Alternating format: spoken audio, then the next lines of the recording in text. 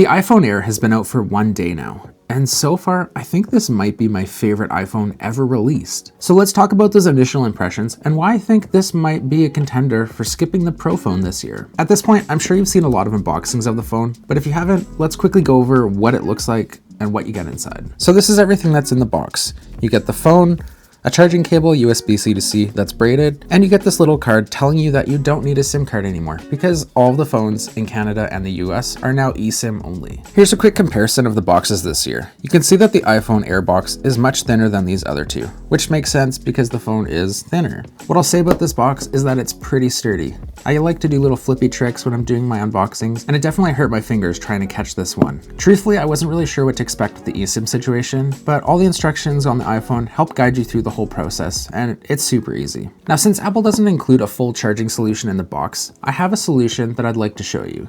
And that's the Torras FlexLine. This portable 67-watt adapter can charge your phone up to 65% in just 30 minutes and has smart temperature control to help protect your battery and keep your phone running stronger for longer. With all this power, it can also charge up my MacBook Pro and a second device using the extra USB-C port. It's about 25% smaller than Apple's brick, which is awesome because I can go from carrying around all these and can now just pack this. Built into the FlexLine is a retractable 1-meter cable with a charging head that magnetically holds to the adapter when retracted. Internally, the housing uses aerospace-grade alloy to help with long-term durability, and also uses GaN technology, which is what helps keep this power adapter small and powerful. Dual custom cooling chips actively manage heat, keeping charging temperatures impressively low at around 35 degrees Fahrenheit, which is roughly 2 degrees Celsius. So if you're looking at putting together a minimal everyday carry, it's definitely worth checking out the FlexLine so you can reduce bulk and expand what you can actually power. Let's talk about what it's like to hold this phone and to use it as your main phone throughout the day. I'm only 1 day in, but honestly, it feels incredible. I've heard some people say it feels like you're holding the future, and it seems a little corny, but I totally get it. I've been using the Pro phone since around the iPhone 12 Pro, and after a while it just starts to feel kind of stale because all the Pro phones have felt so similar. So now holding onto the iPhone Air, it feels so different. Like, look at this thing. It is so thin. I had a really hard time picking which color I want it to go with, and in the end, I think I'm pretty happy with the black. I'm a really big fan of these glossy sides. It kind of reminds me of the jet black iPhone 7. Yes, it does show fingerprints, but that's just kind of unavoidable with a glossy surface. Looking at the other 3 color options in the store, I found that they looked very similar to each other. Now, part of my job is putting together thumbnails for the videos that I create, and when I thought about those other 3 colors in the context of taking photo and video under bright lights, I just didn't think that they would capture quite as nicely. What I especially like about the black phone is that the Apple logo stands out really well. So from a distance, you can tell that this is an iPhone and not just a generic slab of white glass with a black dot on it. But hey, that's just my preference when it comes to the color I chose. Maybe I'll regret it, maybe I'll just be totally happy with it. We'll see. There are 2 things that Apple did this year that I especially appreciate. The first is the addition of all the displays going up to 120 Hz of refresh rate. And yes, I'm glad they finally did it, and we can all just stop talking about how the iPhones don't have a high refresh rate, unless you count the 16 and the 16E, which are still in the lineup. That's okay. The second thing they did is give each of the displays a 3000 nits of max brightness outdoors in sunlight. Now I'll have to test that and see if it works as advertised. Hopefully it does, because I got really tired of my iPhone 16 Pro dimming the second I got outside and used my phone for more than 5 minutes. All the new iPhones still have the camera control button. But what I thought was really interesting is when you're going through the setup of the camera control button, by default, most of those swiping functions are actually turned off. So I'm hoping we're heading into a direction where it stays on the phone, but it's primarily used as a camera launching button, which is what I do.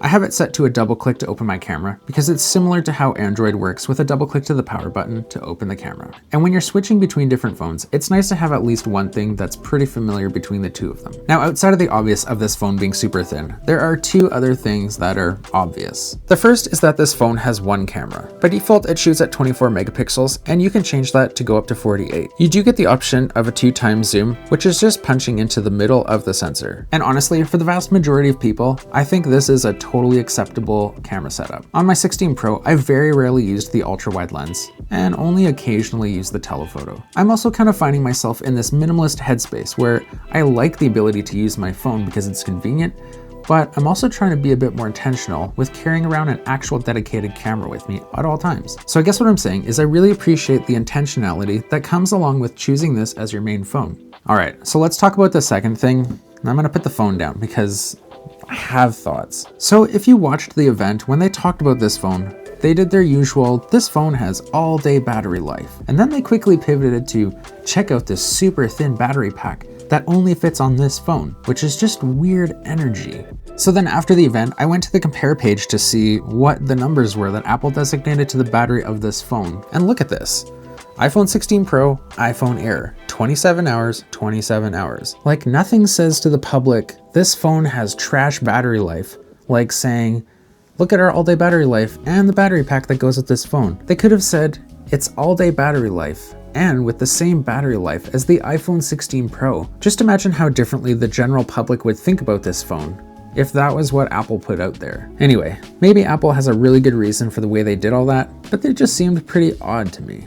Now, if you're looking for a thin battery pack that fits on all the new iPhones, Torras has you covered there with the MiniMag. This is a super thin power bank that's only 0.3 inches thick and is still durable with its aluminum back. Internally, it holds a 5000 mAh battery and charges your phone at 7.5 watts wirelessly or 18 watts connected wired.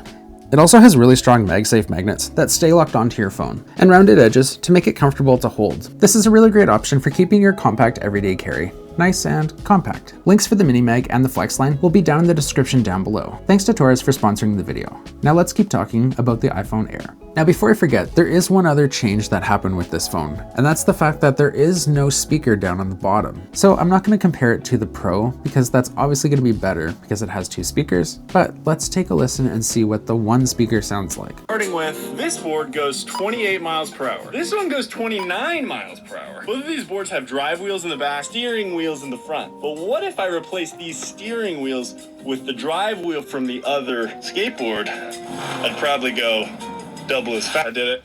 Honestly, I think that's totally acceptable. The majority of the time I'm listening to something from my phone, I have my AirPods in. So for me, this is totally good and not really an issue. So for me, this is a super interesting phone. If you're just looking at it purely on specs and not considering how it actually is to use, then you might think that the 17 is the best choice. I'm trying to think of how I can summarize how I feel about this phone and also why I'm choosing to use this as my everyday phone over the 17 Pro Max. There is just something really special about this phone. You might go by an Apple store, pick it up and go, wow, that's super thin. But to actually have it as your main phone, to hold it in your day-to-day life, to text on it, and just use it, there's just something special about it. One of the moments that's been the most telling for me is holding and using the 17 Pro Max and then going back and using the iPhone Air. This just feels so much more premium and just different. Even though this doesn't have all the crazy specs of the 17 Pro Max, there is something more premium and unique feeling about this phone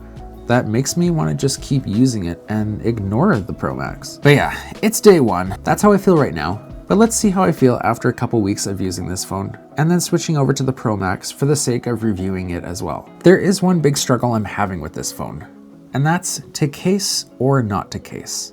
That really is the question. I would normally put a screen protector and a case on my phone, but there's something about doing that to this phone that just feels wrong. If you are someone who's newer to my channel, I will inherently be reviewing cases for all these different new phones.